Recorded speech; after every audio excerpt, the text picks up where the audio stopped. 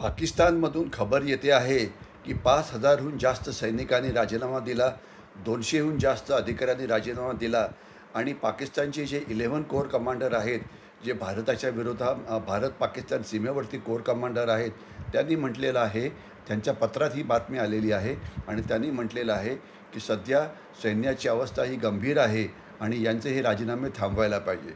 आणि आत्ताच पाकिस्तान सरकारने एक निर्णय घेतलेला आहे की जे राजीनामे देतील त्या कोणाचाही राजीनामा हा सँक्शन होणार नाही. म्हणजे त्यांना पळून जाता येणार नाही. त्यांना पाकिस्तानी सैन्यामध्ये जी सर्व्हिस करायची ती करावीच लागेल. ते सैन्य सोडून जाऊ शकत नाही. माफ करा.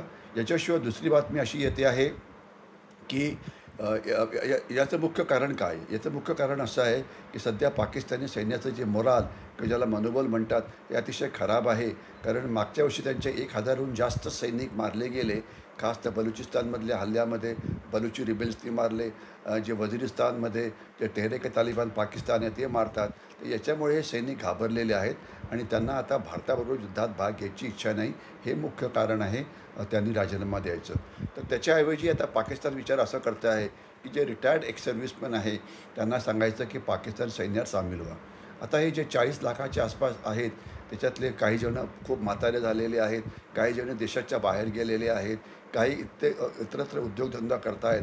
तर त्यांना आणणं हे इतकं सोपं नाही आणि त्यांना म्हणजे त्यांचा फायदा पण फारसा होणार नाही.